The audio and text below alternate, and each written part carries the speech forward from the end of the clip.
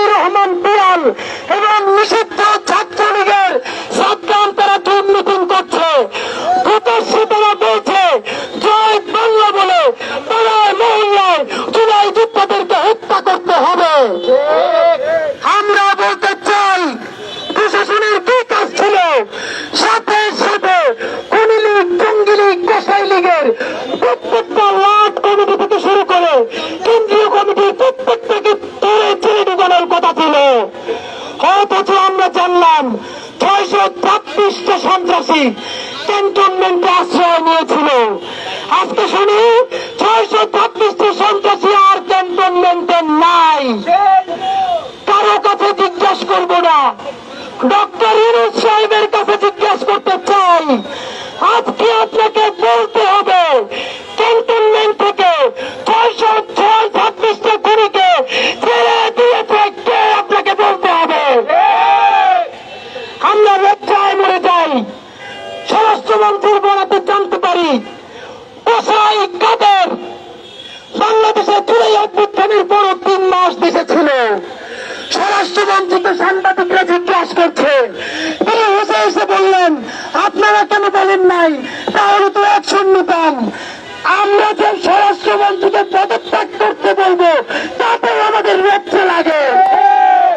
সুতরাং স্বরাষ্ট্রমন্ত্রী তিনি না, আইন উপদেষ্টা তিনি না, খালি আমরা ডক্টর ইউনূসকে চিনি। সুতরাং ছাত্র জনতা 3টা দাবিতে আজকে এখন অনশনে বসবে। আমরা যমুনার সামনে যাওয়ার চেষ্টা করেছি, পুলিশ বাহিনী আমাদেরকে এইখানে বসার অনুরোধ করেছে। আমরা আবারও বলতে চাই, আমরা কোনো উচ্ছৃঙ্খলা চাই না এবং করব না। আমরা চাই আমাদের এই পেশারের কারণে প্রশাসনের মধ্যে আওয়ামী লীগের, ভারতের, মোদীর, দিল্লির যে দালালগুলো আছে আমাদের এই চাপের কারণে অতি দ্রুত ওদেরকে গ্রেফতার করা হয়। উপদেষ্টাদের মধ্যে সেই শোষণগুলো আছে যারা মানুষের রক্তের চেয়ে আওয়ামী লীগের ঐতিহ্যকে বেশি পছন্দ করবে, তাদেরকে দায় ধাক্কা দিয়ে উপদেষ্টা পরিষদ থেকে বের করতে হবে। সুতরাং আমাদের আজকে 3টা দাবি। প্রথম দাবি হচ্ছে অতি সত্তর গণহত্যাকারী আওয়ামী লীগের নিবন্ধন বাতিল করতে হবে। জাতীয় পর্যায়ের কেন্দ্রীয় কমিটি থেকে শুরু করে বাংলাদেশের প্রত্যেকটা ইউনিয়ন পর্যন্ত খুনি গণহত্যাকারী আওয়ামী লীগের যে কমিটি আছে সেই কমিটির প্রত্যেকটা সন্ত্রাসীকে অনতিবিলম্বে গ্রেফতার করতে হবে।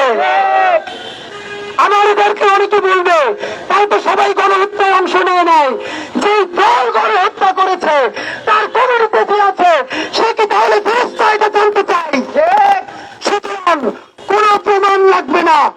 এই আন্দোলন ছাত্র জনতার অভ্যুত্থান নতুন বাংলাদেশের যেমন সংবিধান, তেমনি ভাবে গণহত্যাকারীর সাথে যে আছে গণহত্যাকারী বলে প্রমাণিত হবে।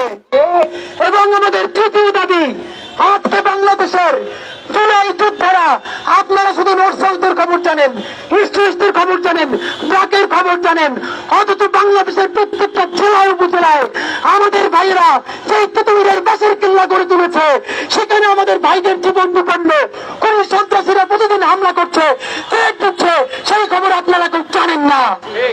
এই আন্দোলন আজকে করার কথা ছিল বিএনপির, এই আন্দোলন করার কথা ছিল জামাতের, খুনি লীগের বিচারের ব্যাপারে এই আন্দোলন করার কথা ছিল সমস্ত রাজনৈতিক দলের। তারা কি করলো? তারা কি এখন ক্ষমতার রুটি ভাগাভাগি করছে, দল গুজাচ্ছে, ভোটের প্রস্তুতি নিচ্ছে। আর আমরা ছাত্র জনতা খেয়ে না খেয়ে চিৎকার চেঁচামেচি করে খুনি লীগের বিচার চাই, আর তারা আমাদেরকে জনতার শত্রু বানাতে চায়। সুতরাং 3 নম্বর দাবি হচ্ছে আমাদের প্রত্যেক বিপ্লবী জুলাই যোদ্ধাদের জীবনের সম্পূর্ণ নিরাপত্তা নিশ্চিত করতে হবে। যদি না পারেন, এই উপদেষ্টা পরিষদ কোন রেগুলার উপদেষ্টা পরিষদ নয়, ছাত্র জনতার অভূতপূর্ব বিপ্লবের মধ্য দিয়ে হয়েছে, তাহলে আপনারা আর কেউ ভিআইপি প্রোটোকল নিতে পারবেন না। আপনাদের সাথে পুলিশ এবং আর্মস থাকতে পারবে না। হয়তো বাংলাদেশের প্রত্যেকটা জুলাই যোদ্ধার জীবনের নিরাপত্তা দেবেন, অথবা আপনারা ভিআইপি প্রোটোকল আজকে থেকে বন্ধ করবেন। এই 3 আমরা এই যমুনার প্রবেশ মুখে এইখানেই এখন বসে যাব যতক্ষণ না পর্যন্ত সরকারের তরফ থেকে আইন উপদেষ্টা অথবা স্বরাষ্ট্র উপদেষ্টা অথবা ছাত্র উপদেষ্টাদের একজন এসে আমাদের লিখিত দাবি